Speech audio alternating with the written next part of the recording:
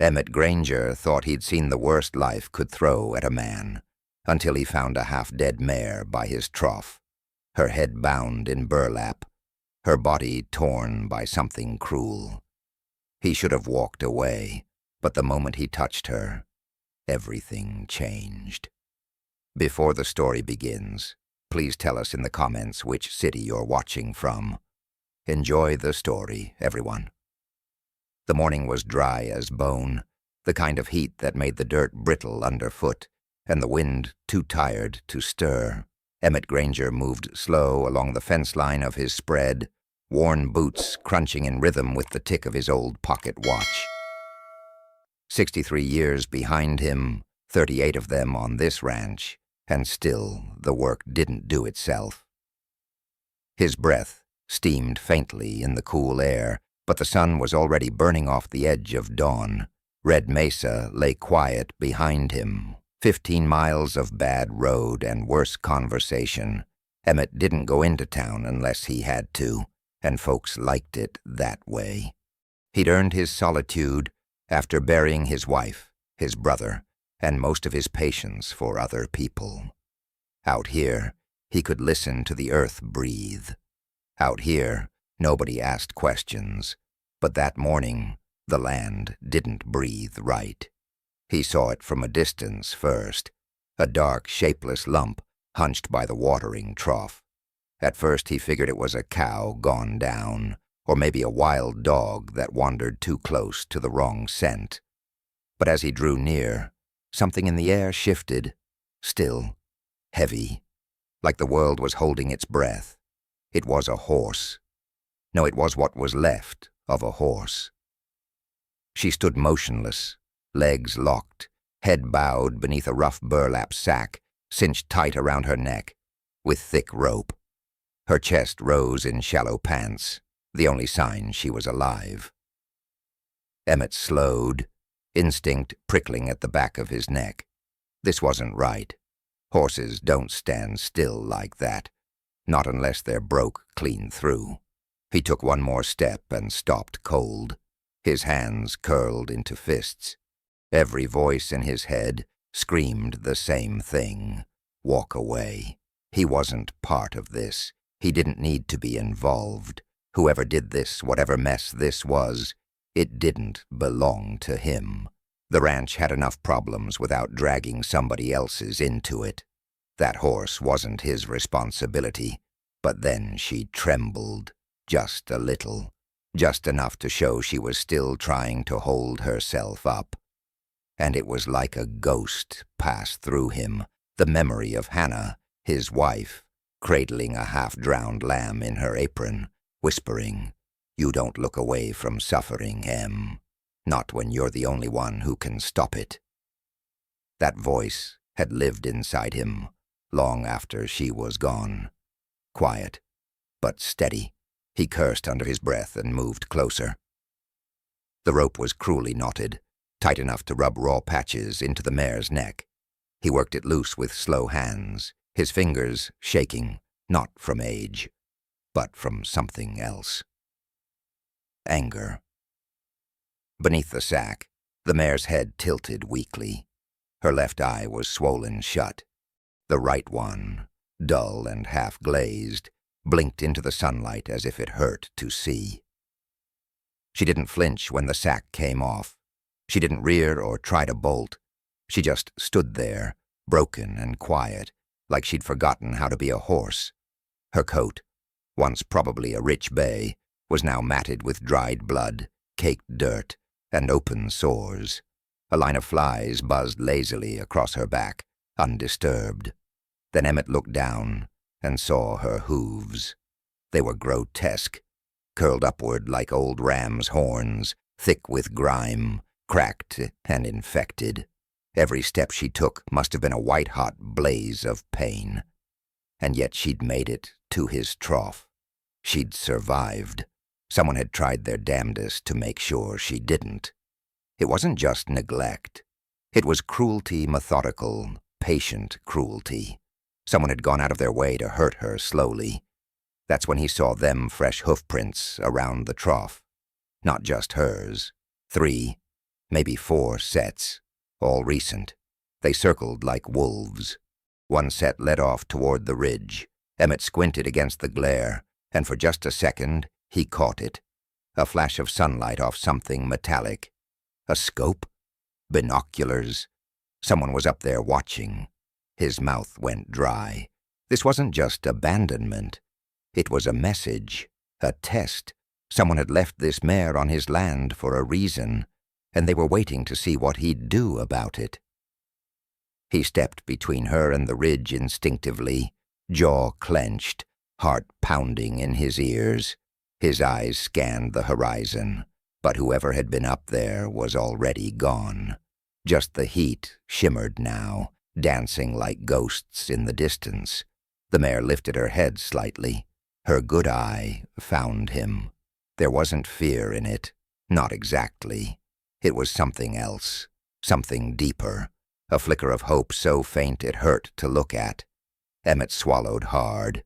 "Well, hell," he muttered, running a hand down his face. "Guess we're both in it now." He took a slow step toward her, then another. She didn't move, just watched. He reached out a hand, gently, no sudden movements. "Easy now, girl. Ain't no one gonna hurt you here." When his fingers touched her cheek, she shivered, but didn't pull away. Emmett exhaled the breath he didn't realize he was holding. Whatever this was, whatever storm was about to come down on his head, it had already begun the moment he touched her. He turned his back on the ridge and walked her slowly toward the barn, but that feeling didn't leave him. The weight between his shoulder blades, the sense of being watched by something far colder than wind or sun. And as the shadows of the barn swallowed them both, Emmett Granger knew one thing with awful clarity. Someone had gone to a lot of trouble to break this horse. And now they were waiting to see if he'd break too. The barn had seen better days. Like everything else on Emmett Granger's land, it was built to last, not to impress. The wood was weather-stained, the hinges groaned like old bones, and the rafters were thick with dust and silence. But it was dry, safe, and for now, it was the only sanctuary the mare had. She moved with stiff, dragging steps, flinching at every board that creaked under her weight. Emmett guided her slowly to a stall, laid down a few musty blankets for bedding, and filled a tin pail with water. She stared at it like it was a trick, then took one cautious sip, then another. Her whole body shivered. Emmett sat on an overturned crate just outside the stall, elbows on his knees, hat resting on his thigh. He didn't say much, didn't know what to say. His eyes kept drifting back to her legs, the way her hooves curled like spoons, like she'd grown them that way, waiting in some pen waiting to die.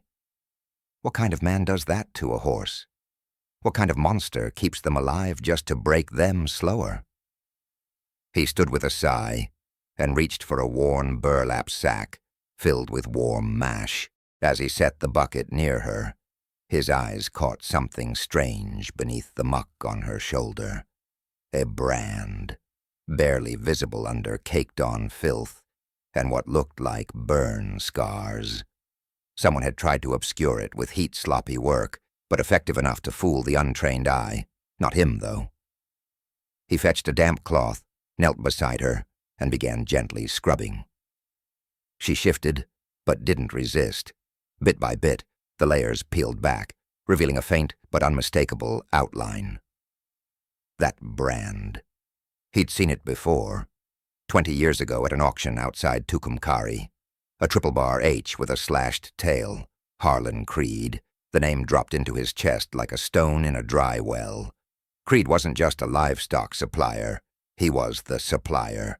His horses fed the military, the stage lines, the politicians who liked their mounts fast and quiet.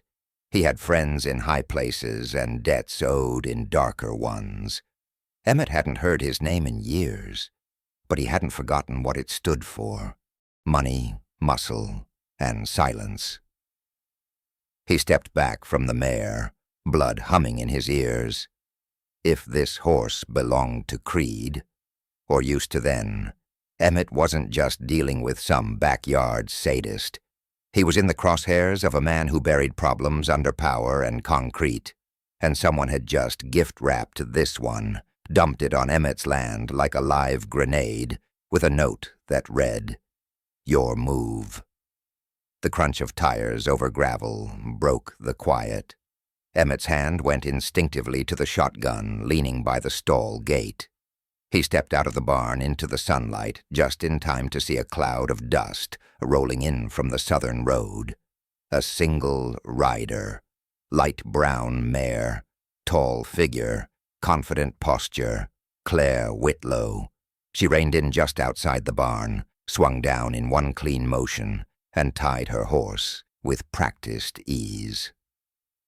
Tall, sharp-eyed, and wrapped in a long oilskin coat, Claire moved like a woman who didn't flinch easily, because life had already tried to make her. "Got a strange message," she said, brushing wind-blown hair from her face. "Someone called and said there was a mare in bad shape out here. Said it was urgent." Emmett squinted. "I didn't call." "Well, someone sure did. Caller didn't leave a name. Just said I'd regret it if I didn't come today." She followed him inside the barn, and the moment her eyes landed on the mare, all the usual calm drained from her expression. "Jesus," she muttered. "They did this on purpose." Claire moved in close, her touch light but sure. She murmured reassurances as she worked checking pulse, peeling back eyelids, examining the hooves with a frown deep enough to carve rock. Her hands paused at the shoulder, fingers tracing the brand. "That's Creed's mark," she said without looking at him. "I figured." She leaned back on her heels, wiped her brow with the back of her arm, and stared hard at him. "Do you know what this means?" "I do." "You're harboring one of his horses, a mutilated one." Emmett nodded. "Figured that, too." Claire stood and let out a low breath. "She's dehydrated, near liver failure, and whoever burned that brand did it recently. There's fresh tissue damage under the scarring. They tried to destroy her identity." "She was a warning," Emmett said, voice flat. Claire turned to him, eyes narrowed. "A warning? I saw tracks, 3 or 4 riders.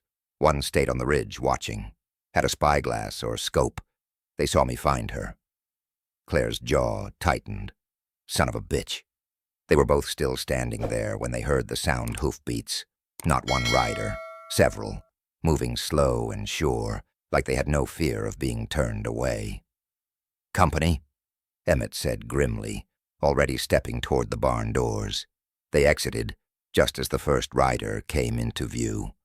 A tall man in a long black coat, silver spurs gleaming in the light. His hat cast a shadow over his eyes, but his smile was pure performance. Sharp, clean and cold as ice. Behind him, 2 riders fanned out to either side, their hands close to their hips. "Harlan Creed," Claire whispered. Creed dismounted with a flourish, letting his coat catch the breeze just enough to show the butt of a revolver at his hip. His boots crunched on the dry dirt as he approached, gaze fixed on Emmett, like he was measuring a broken fence post. "Mr. Granger," Creed said smoothly, "I hear you found something of mine." Emmett said nothing. Creed glanced toward the barn, eyes narrowing. "Now I understand you're the quiet type. I respect that. But I've got papers, witnesses. That mare was stolen from one of my holding pens 2 days ago. I'd hate for there to be confusion." "She wandered onto my land," Emmett replied, voice level. Bag over her head, half dead. Don't look like something a man'd lose by accident. Creed's smile didn't falter, but something cold flashed behind his eyes. One of his men, a thick-set brute with a scar slicing across his jaw, stepped forward slightly. Claire took a step between them. She's not going anywhere. That animal has injuries consistent with long-term, intentional abuse, and her condition suggests she's been in a confined state for months. And you'd be? Creed asked mildly. Dr. Claire Whitlow, licensed veterinarian, and that horse is in critical condition. Creed turned slightly.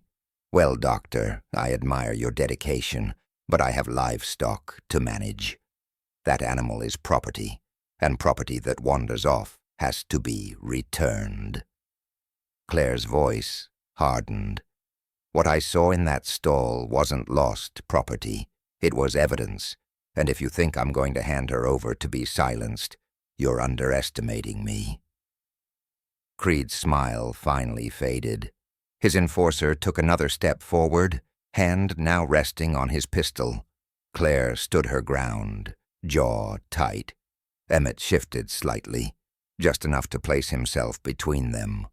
He could feel it building, the tension, the weight of choices. The sun beat down like judgment. Creed raised one eyebrow, then slowly turned to leave. You've made your position clear, he said softly. I suggest you consider how long you can afford to keep it. He swung into his saddle and tipped his hat without warmth. We'll talk again soon. As the riders disappeared into the haze of the trail, Claire turned to Emmett. This ain't over. Emmett's eyes lingered on the ridge, that same glint of light now long gone. No, he said, it's just beginning. Morning came hard and dry, the kind of morning that didn't ask permission before landing on your shoulders like a weight. Emmett Granger hadn't slept. He'd spent most of the night in the barn, dozing off in a chair outside the stall, shotgun across his lap. Claire had left after treating the mare's worst wounds, promising to return after collecting supplies.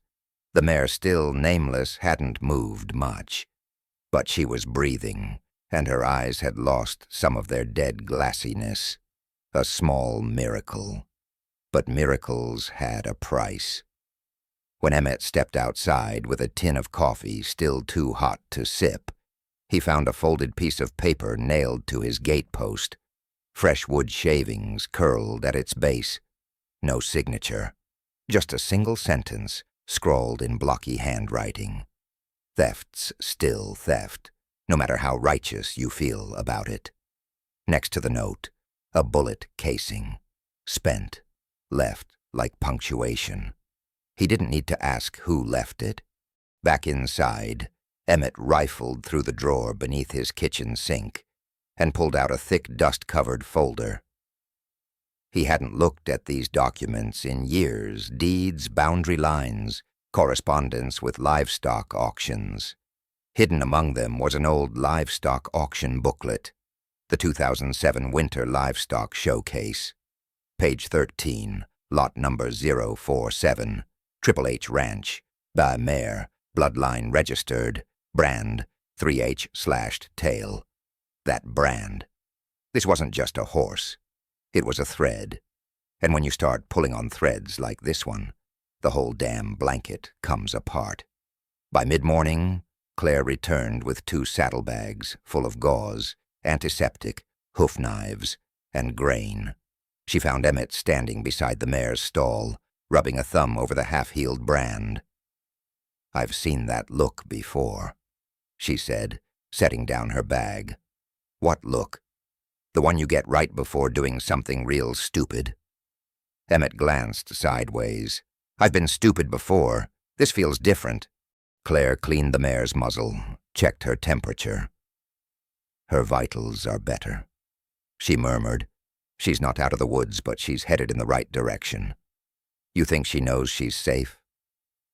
Claire paused, her hand resting lightly on the mare's shoulder. I think she wants to believe it. But it's going to take more than clean water and soft words to undo months of hell.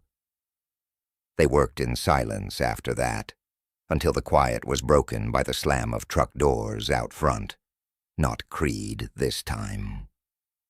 2 county deputies stood on the porch, knocking hard and loud. The kind of knock that wasn't a request. Emmett stepped out with slow, measured movements. Claire stayed close behind him, jaw tight. "Mr. Granger?" the older deputy asked, squinting against the sun. "We've got a report filed with the county clerk stating you're in possession of a stolen horse. We're going to need to take a look." Emmett folded his arms. "You got a warrant?" The younger one, lanky and buzz-cut, snorted. "We don't need one. Animal in question's been tagged as stolen. Brands registered to Harlan Creed." Claire stepped forward, calm but firm. "I'm a licensed veterinarian. That mare is in critical condition. Moving her could kill her." The older deputy nodded, not unkindly. "We're not here to rough her up, ma'am. Just need to confirm what's on file." Claire locked eyes with him. "And if the brand's been tampered with?" The man hesitated. They went inside. The mare shifted nervously at the new presence, nostrils flaring. The deputies approached, one on each side, muttering to each other. Then the younger one let out a low whistle. "Damn, what happened to her?" Claire didn't answer. She just pulled back the edge of the mare's lip, revealing the faint tattoo beneath the kind federal remount stations used for tracking inventory. The numbers were faded, nearly lost in the tissue. But there. And now the real game began. "I've treated thousands of horses," Claire said softly, "and I've never seen someone try to melt a brand unless they had something to hide." The deputies exchanged looks. Uneasy now, Emmett added, "If Creed filed that report before she showed up on my land, then either he's psychic or he staged the whole damn thing." That was the moment everything clicked. Creed hadn't just dumped the horse. He'd pre-filed a theft report so that when she was found, the legal noose would tighten around Emmett's neck. A perfect trap. Let her die on his land, and he's an animal abuser. Try to save her, and he's a thief. No way out. The younger deputy shifted uncomfortably. "Look, this is above our pay grade. If this mare's got a federal mark under that brand, that makes it federal livestock. We gotta report this." They left, after that, quietly, cautiously. But Emmett knew that fuse had already been lit. Late that afternoon, thunder rolled across the horizon. Not the storm kind. The hooves on dirt kind. Creed had returned. 4 riders this time, including the scarred enforcer Pike. They didn't wait for pleasantries. Pike dismounted and made straight for the barn. "I warned you," Creed said, voice flat, "and you spit on it. You left a broken animal to die." Emmett growled. "I left property. Big difference." Claire stepped into the doorway, blocking Pike's advance. "You take one more step, and I swear I'll have you arrested for threatening a government witness." Pike smirked and reached for his weapon. That's when everything broke loose. Emmett didn't think, didn't weigh options. He just moved. The pitchfork was already in his hands, lifted from the wall a heartbeat earlier. Pike's gun cleared the holster just as Emmett lunged and drove the steel prongs deep into the man's chest. The force knocked him backward into a support beam, a ragged breath gurgling out as he dropped. The second man fumbled for his sidearm, but Claire was faster, her metal case arcing through the air, catching him across the temple with a sickening crunch. Now it was just Creed. He stared, breath shallow, hand hovering at his holster. "You don't walk out of this alive," he said quietly. "Maybe not," Emmett replied, "but neither do you." Creed's eyes flicked to the bodies, then to the barn, to the mare, to Claire's blood-stained hands.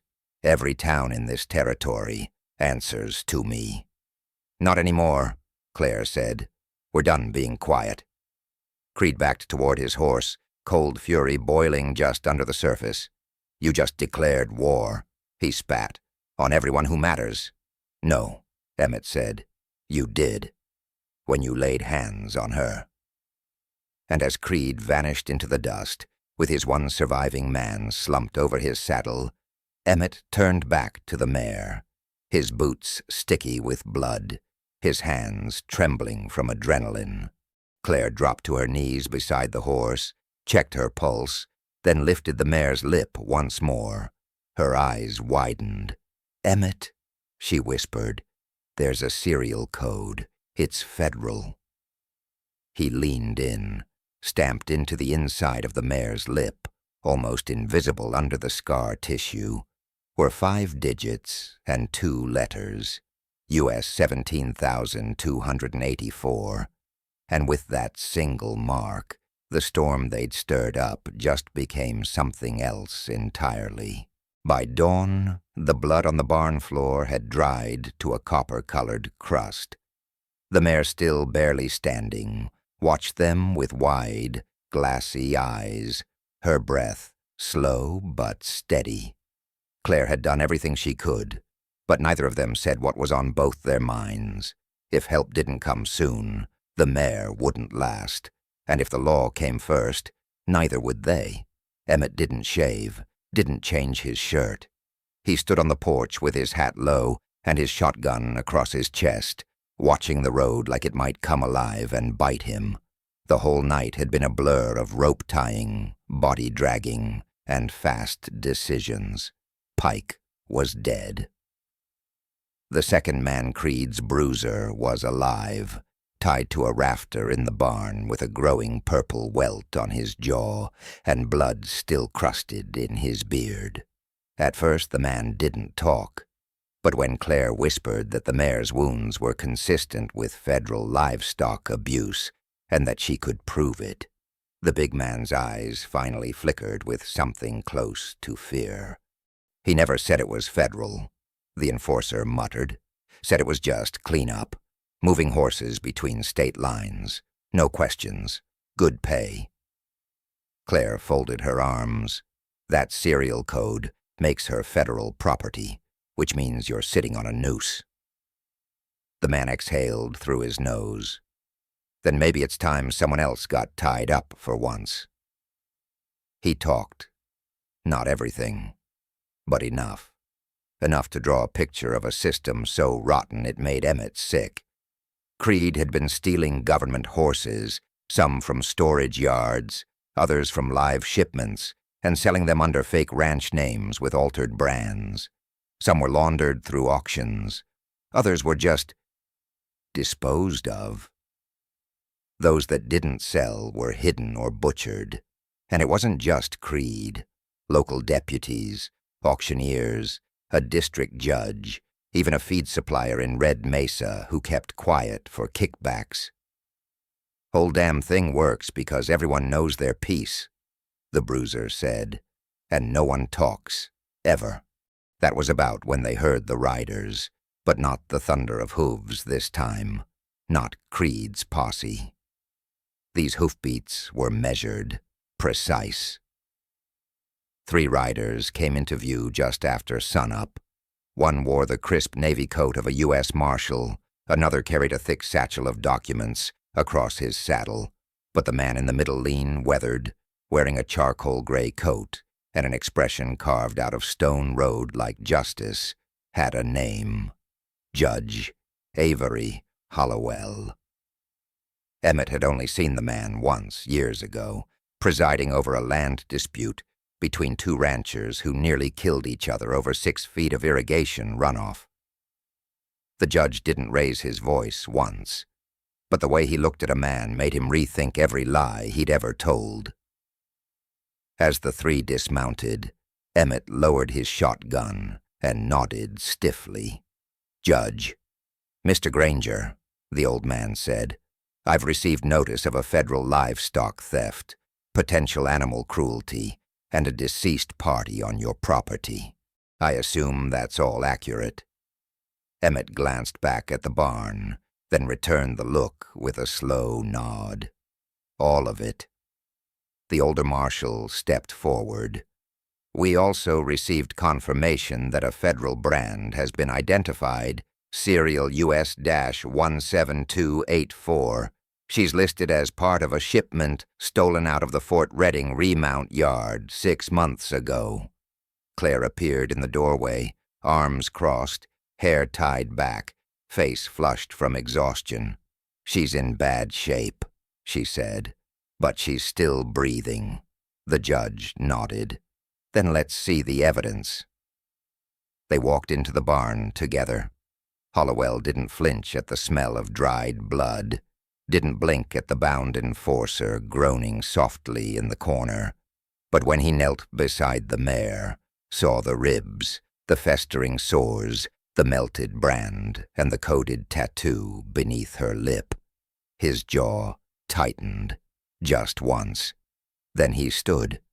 "This," he said flatly, "is a goddamn disgrace."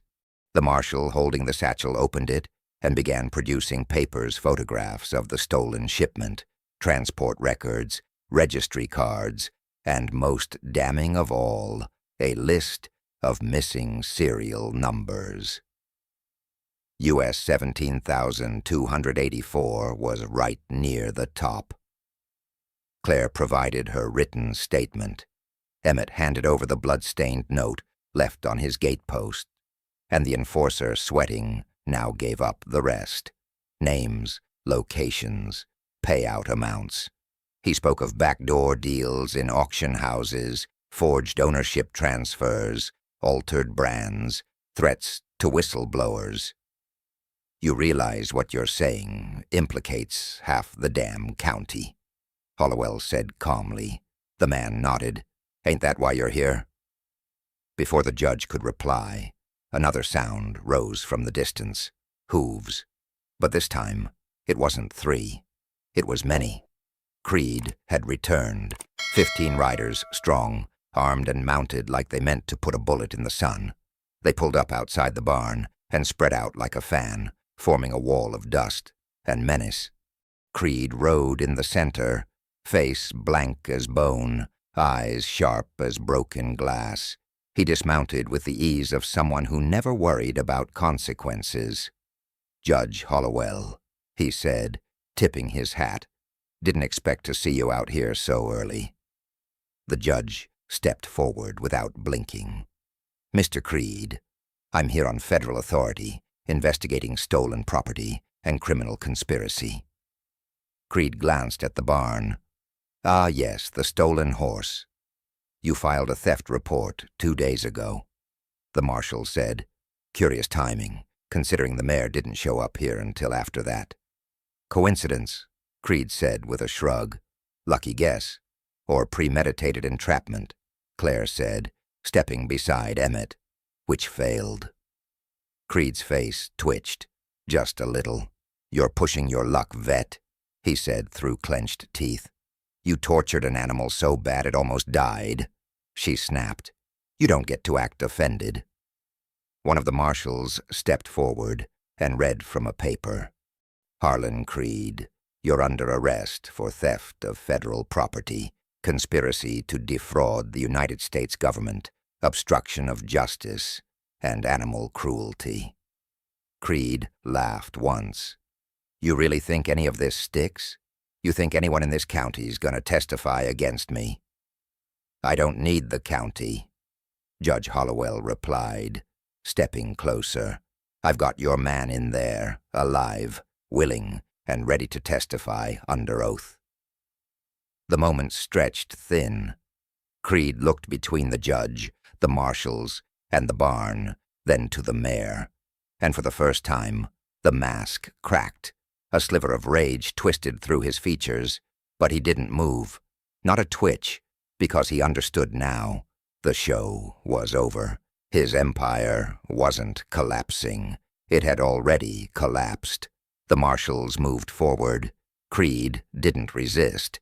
The shackles clicked around his wrists like punctuation. "You just declared war," he muttered, low and bitter. "No," the judge said. "You did that when you branded something you couldn't cover up." As they led him away, the mare stirred. She raised her head-tired, trembling butt, with eyes that held something Emmett hadn't seen before. Not just pain, recognition. She watched Creed leave like she knew him, like she remembered, and when she let out that low, aching whinny, it was as if the barn itself exhaled. The weeks that followed were dust and noise, headlines and subpoenas. The quiet of Emmett Granger's ranch was traded for the low rumble of federal trucks, clattering hooves, and the quiet shuffle of court clerks who walked like men carrying dynamite. Harlan Creed didn't go quietly. His legal team showed up within 2 days, filing emergency motions, arguing jurisdiction, threatening lawsuits, but none of it stuck. Not when the mare's serial number was matched to the stolen remount shipment. Not when 3 more horses were recovered from a hidden stable near Sierra Junction each with the same melted brands. Not when the second rider, now in custody, confirmed everything. It unraveled fast, faster than anyone expected. 1 arrest turned into 5, then 10. By the end of the month, 2 county commissioners were removed from office. A district judge was indicted. 3 feed suppliers in the region were shut down after federal raids. The newspaper in Red Mesa ran with the headline, "Territory rocked by livestock scandal, horse with no name, triggers federal sweep." But she had a name now. Faith. Claire gave it to her one morning as the mare stood slow but steady outside the barn for the first time. Emmett had helped her hobble into the sunlight, and when the rays touched her back, Faith closed her eyes, exhaled, and let the wind catch in her mane like a flag. It wasn't a full recovery. Her hooves were still brittle, her scars still angry and red. She limped more than she walked, but every day she lived was a reminder that some things, once broken, didn't have to stay that way. Faith learned to trust again slowly. It started with taking grain from Emmett's hand without flinching. Then came the first time she nudged his chest with her muzzle, looking for more. And then, weeks later, she let him run a brush along her spine without shifting away. The biggest moment came quietly. Emmett was sitting by the fence at dusk, watching the fields turn amber, when Faith walked over on her own. She lowered her head and leaned into his shoulder, just once. Then she stayed there, breathing steady. Claire saw it happen. She didn't say a word. Neither did Emmett. Some things didn't need saying. He was different, too. The man who once kept to himself now stood a little taller when the mail truck came. He answered reporters with short but honest words. When lawmen came asking for land access to investigate hidden stockyards, he didn't just agree, he rode with them. He didn't do it for credit, didn't want recognition, but people noticed anyway. One afternoon, a deputy from Albuquerque stopped by with a letter from the Office of Federal Land Management. Emmett opened it slowly and read it once. Then again. They were offering to buy a portion of his property, specifically the northern pasture where Faith had first stood, trembling under a burlap sack. They wanted to turn it into a memorial, the Liberty Field Sanctuary, named for the place where the conspiracy cracked wide open. Emmett declined the offer, but he had a better one. He would keep the land, build the sanctuary himself, with Claire's help. They worked slow, raised new fences, repaired the barn, built shaded stalls, and dug out a fresh spring-fed trough. The neighbors who once called Emmett the quiet one now sent wood, tools, even volunteers. A few of the kids from town painted a wooden sign with clumsy lettering that made Claire laugh until her ribs hurt. Liberty Field, a place for the ones who survived. The field became more than a sanctuary. It became a symbol. Survivors, both animal and human, found their way there. Run-down mares from sheriff seizures, retired stagecoach horses who'd outlived their usefulness, one old mule named Rusty who had seen 3 owners and barely made a sound until Faith leaned her neck against his, and they stood still for half an hour. The local paper came again, took photos. This time, Emmett agreed to an interview, but only if they kept the focus on the horses. The reporter asked if he ever regretted what happened standing up, testifying, letting his land become ground zero for a firestorm that shook the region's power structure. Emmett thought a long while before answering. "I buried a good chunk of my life when I said no to Creed," he said. "Lost some friends, got some threats. Can't say it was easy."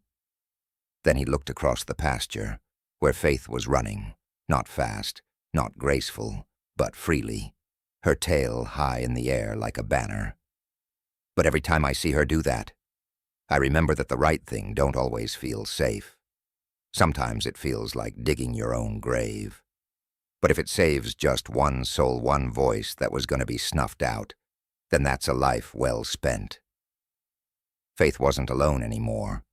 Neither was he. Claire had moved into the small guest house on the far end of the ranch. She said it was temporary, but Emmett knew better. They worked the land together, ate in quiet, sometimes laughed when the barn cat tried to chase grasshoppers and failed. They never talked about what might have been. They just lived what was. One spring morning, Emmett walked out with a mug of coffee and saw something he never expected. Faith, standing near the fence line with a tiny foal curled up beside her. The little thing was all legs and ears, awkward and blinking, a soft dun coat shimmering in the early light. Claire came running, half laughing, half crying. "She's a mama," she whispered, crouching beside them. God, she had to have been pregnant through it all. No one even knew. Emmett knelt beside her, watching as the foal wobbled to its feet and tried to nurse. Faith didn't flinch. She leaned down and nudged the newborn gently, guiding it toward her side. Hope, Emmett thought.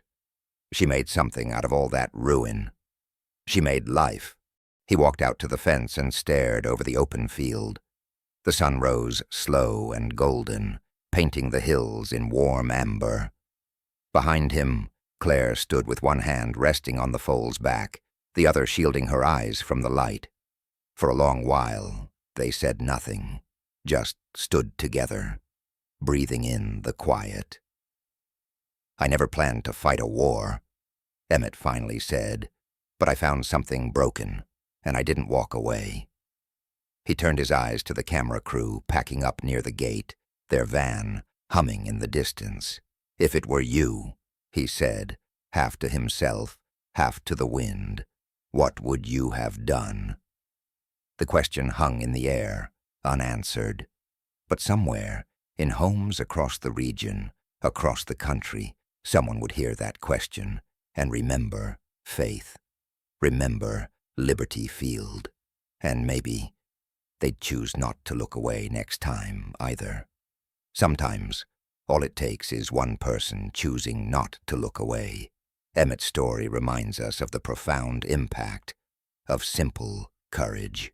If this story resonated with you, hit that like button to show your support and subscribe to our channel for more tales of heart and fortitude from across the West. If you were standing in that pasture, watching a broken horse ask for help, what would you have done? Thank you for watching and for being a part of our storytelling family.